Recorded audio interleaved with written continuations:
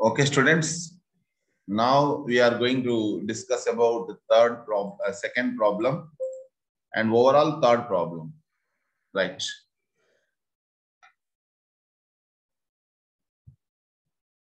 B. Ghosh of Bombay sent on consignment to Alok of Calcutta.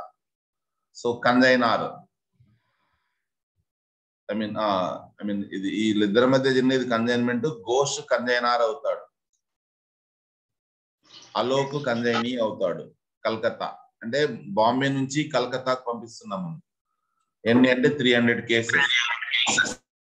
300 cases at the rate of 125. దానికి మనకు amount ఎంత వస్తుంది అనేది మీరు చెప్పాల్సి ఉంటుంది క్యాల్కులేటర్ అట్లా చూసి. Okay, so on 1st July 2006 to be sold on his account at his risk for 10% commission. At his risk అంటే అలోక్ రిస్క్ అన్నమాట, 10% కమిషన్ తో. Ghosh incurred 3,000 expenses on dispatching the goods to Alok. కన్జైనర్ కూడా ఖర్చు పెట్టుకున్నాడు 3,000 కన్జైనర్ ఖర్చు పెట్టుకున్నాడు. On July 10, 2006, Ghosh received a bill for rupees 20,000 set 2 months. BR వచ్చింది ఎక్కడి నుంచి, అలోక్ నుంచి. దానికి ఒక ఎంట్రీ రాసుకుంటాం.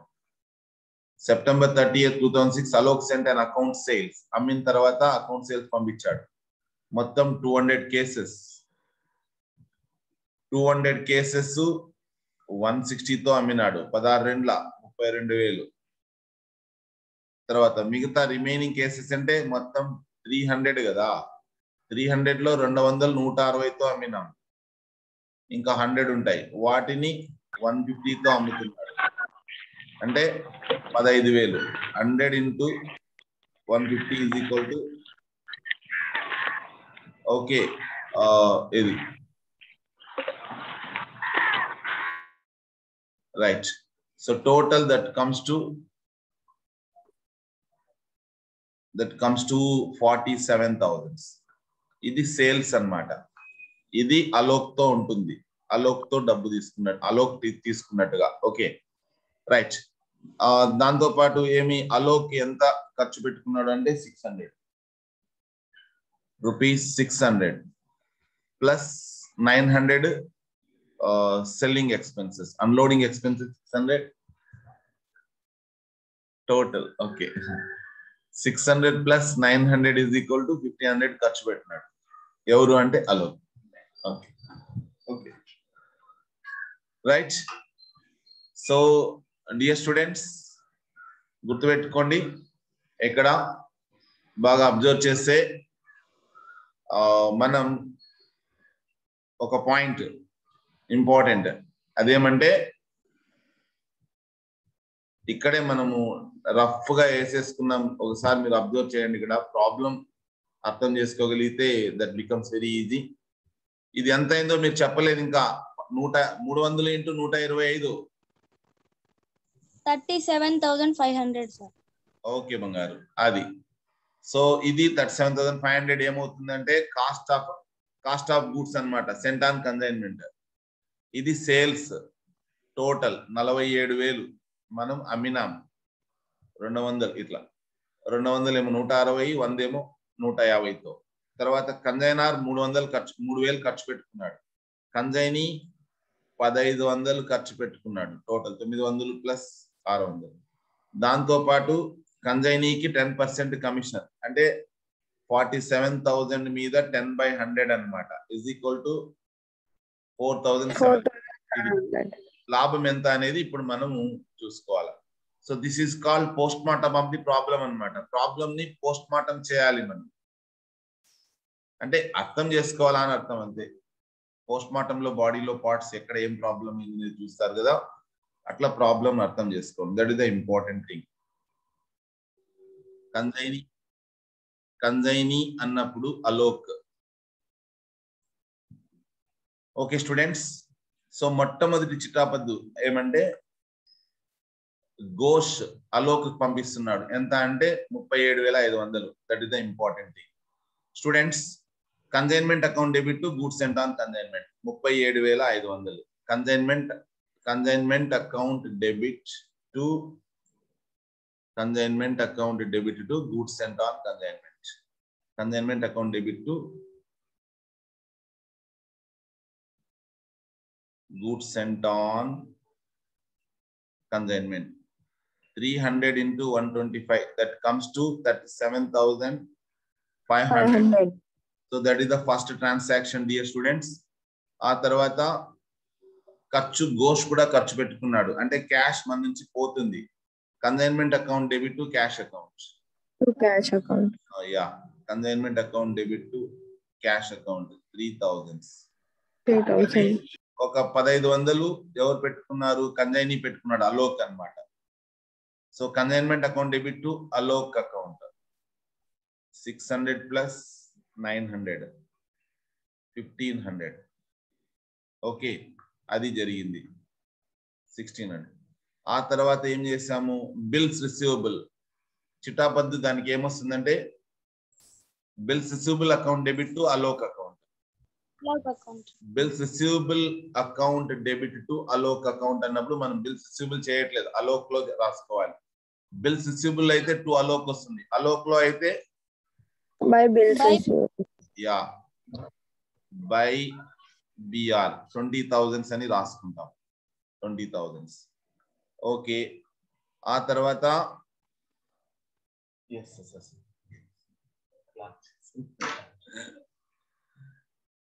Just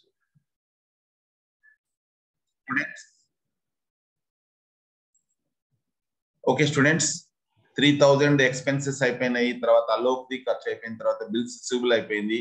now the goods have been sold and the amount is 47,000. This amount will be with Alok. So Alok డబ్బు వస్తుంది. అలోక్ డబ్బు వచ్చినప్పుడు అలోక్ అకౌంట్ మనం ఏం చేయాలి? డెబిట్ చేయాలి. ఆ డబ్బు ఎవరిది అంటే కన్సైన్మెంట్ కి సంబంధించింది. సో అందుకనే అలోక్ అకౌంట్ లో టు కన్సైన్మెంట్ అని రాస్తాం.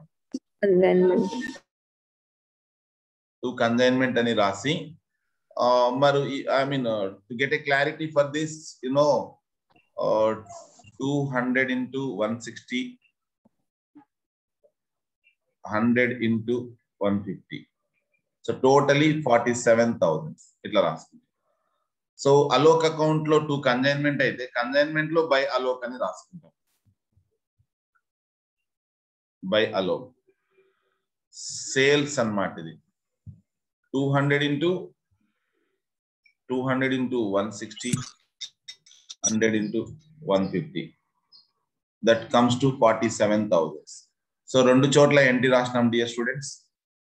ఆ తర్వాత అన్లోడింగ్ ఎక్స్పెన్సెస్, తర్వాత ఐ మీన్ సెల్లింగ్ ఎక్స్పెన్సెస్ అయిపోయింది.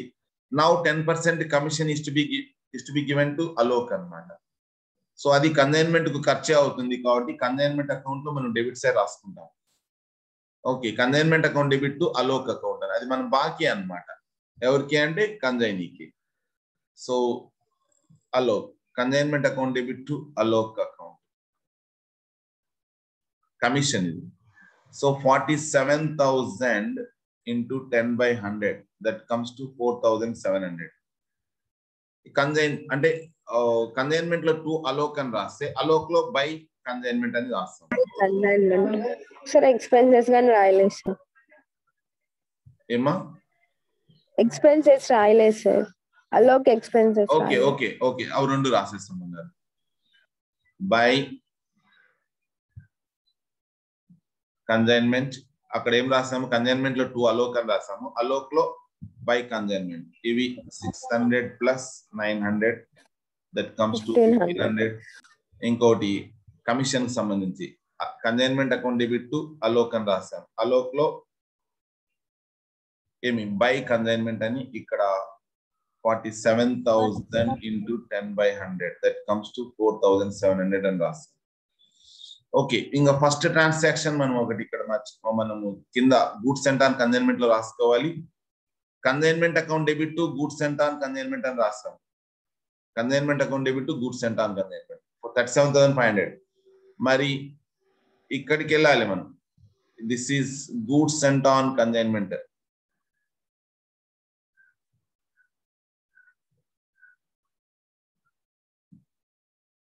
goods sent on consignment account. So consignment లో 2 గూడ్స్ అని వచ్చింది, గూడ్స్ లో బై కన్సైన్మెంట్ అని వస్తుంది 37,500. ఓకే,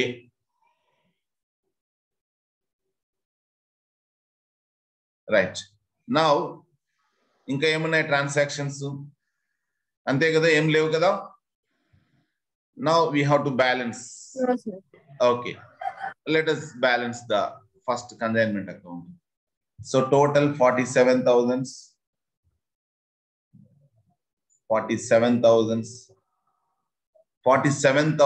లో ఇవి అన్ని కూడితే 37 plus 3 40 41 45 45 46 200 46 700. Yes sir, 46,700 sir. Thank you. So that comes to 300 మాత్రమే P&L account. అంత గిట్టుబాటు లేదు. P&L account is equal to 300 balancing figure. Okay, ఇది కన్సైన్మెంట్ అకౌంట్. మనం ఏం చేసాము, P&L అకౌంట్ ట్రాన్స్ఫర్ చేసి క్లోజ్ చేస్తున్నాం. Consignment account debit to P&L account అని అయిపోయా. నెక్స్ట్ కన్సైనీ అకౌంట్ కూడా క్లోజ్ చేయాలి. సో టోటల్ కన్సైనీతో 47,000 ఉంటుంది. 47,000లో 20,000 బిల్ పంపించాడు, 1,500 తను కన్సైన్మెంట్ కోసం ఖర్చు పెట్టుకున్నాడు. తర్వాత 4,700 కమిషన్ తనకు రావాల్సింది. 20 25 26,200 20,800.